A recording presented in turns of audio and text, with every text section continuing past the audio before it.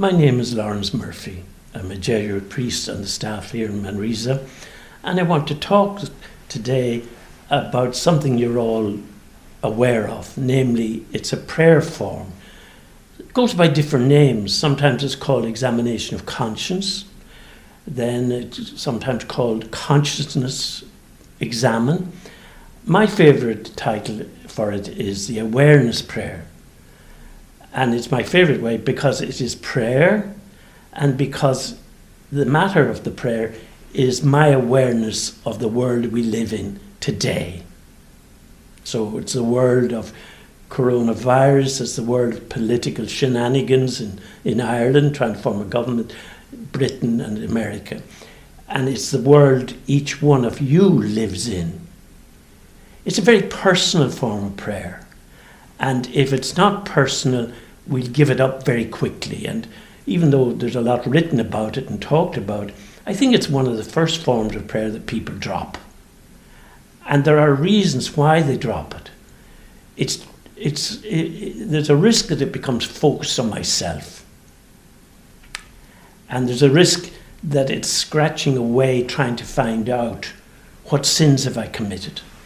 And we know that if that's the focus, very quickly we drop it because it doesn't make sense and it's not helpful.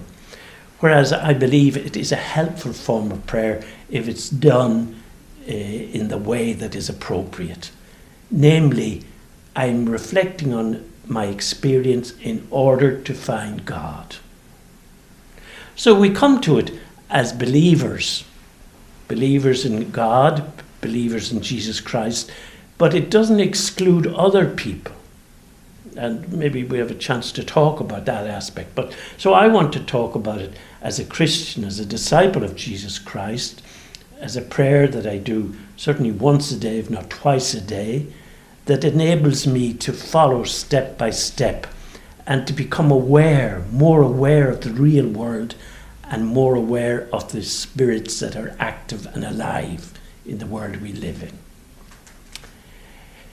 You're all aware probably of the 5 steps, and there's no harm to have something, at least I find it helpful, to 5 steps that go slowly, progressively. I'm not bound by those steps. I can stop at any one of them and dwell on that and savour it. But just to remind us and call to mind, what are the 5 steps? The first step is gratitude. And that puts me in a mood that is conducive to finding God, because God is so alive in the world and in us, and God is evoking love. He's not bullying us, he's not trying to frighten us. He's showing us all the time the gifts that he's giving. And sometimes I find myself, I just stay on that, and I find myself repeating every day nearly the same awareness. I'm still glad that I can see. Sometimes I have to wear glasses if I'm reading or at a distance, but I can still see, and I appreciate even sitting here this morning, looking out at the colours of the flowers, the different shades of green that are in the bushes outside the window. So the fact that I can see, and I can still hear, not as good as I did 20 years ago, but I still have the gift of hearing. And most of all, I have the gift to be able to stand up from this chair and walk to the door. And those are things, I find myself every day just thanking God that I can still do that, but hopefully not in a selfish way, not in a Jack Horner way, oh, what a good boy am I, but that I go beyond the gift to the giver.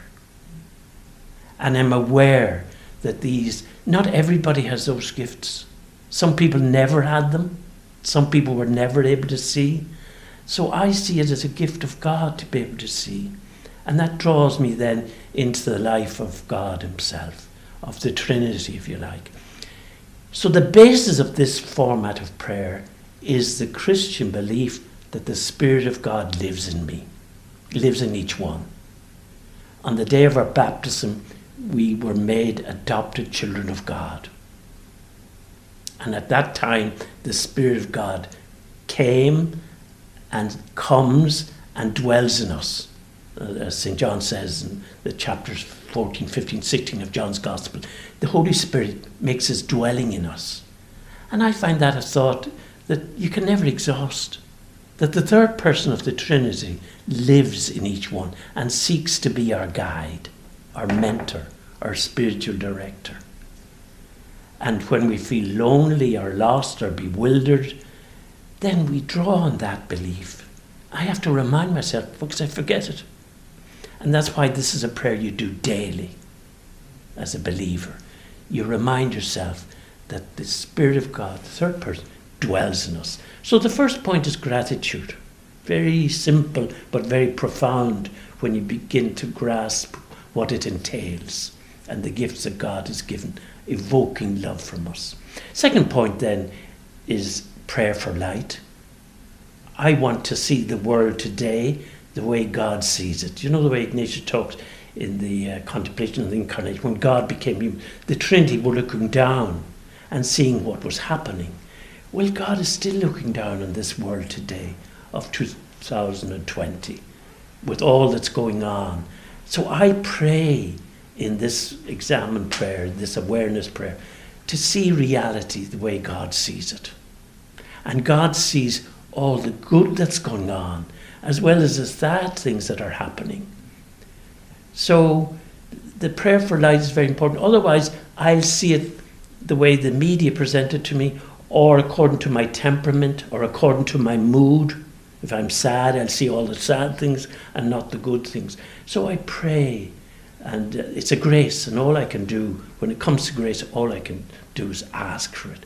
But it's part of this prayer. So I ask God for the vision of God's self as God looks down today. The third point then is the middle point, if you like, where I reflect on my experience of this day so far. If I'm doing it midday, which is a time when I'm inclined to do it, it's very helpful to attach it to something else so that I'm not wondering every day, when will I do it? So if there's something regular in my life, I attach it to that, whatever that might be a meal, it might be anything. So now I begin to reflect. What am I reflecting on? On the events of this day so far, the people I've met, situations I've been in, and I can stop at each of those. Who have I met today so far? What went on in the interaction?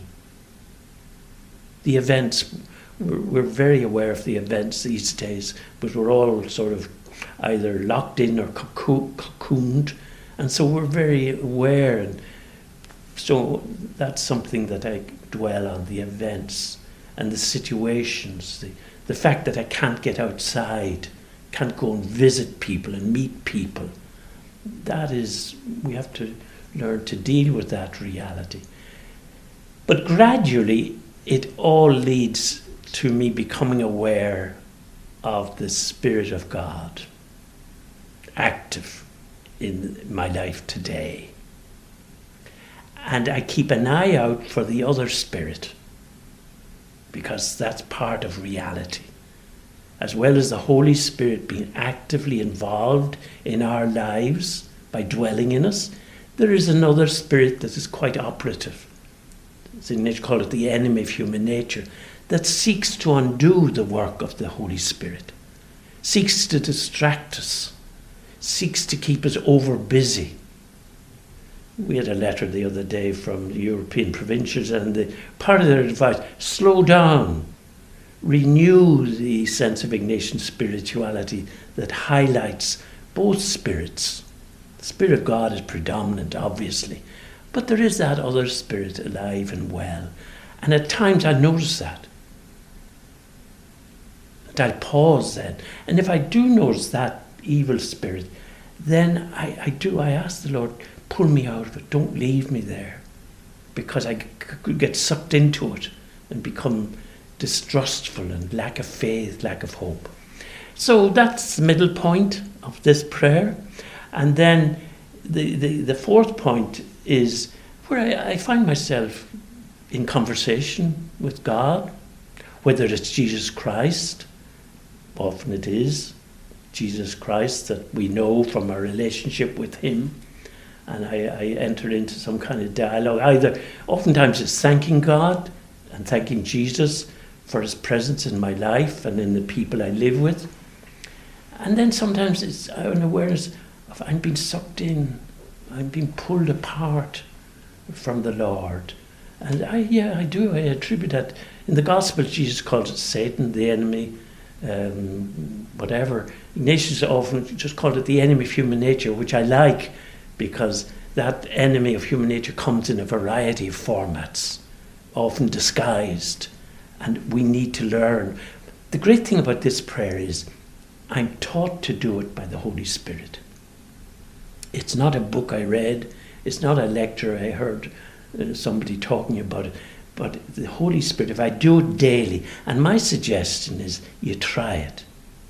Commit yourself to doing it or renewing it for 7 days, and then you begin to notice the difference it makes to life and living. So the fourth point is talking to the Lord in a conversational kind of way, where I speak to Jesus and he speaks back to me in a very personal, simple but intimate way. And then the last point of this prayer is looking forward to the next half day or the next day or the next, whatever you've set yourself, whatever goal you've set yourself. I look forward with renewed hope. I'm not alone, because the Spirit of God dwells in us and is our guide, is my guide for the rest of the day or the rest of whatever it is. So I hope that encouraged you to take it up again if you've dropped it, or to go at it with renewed courage, aware of the Spirit of God alive and active in us.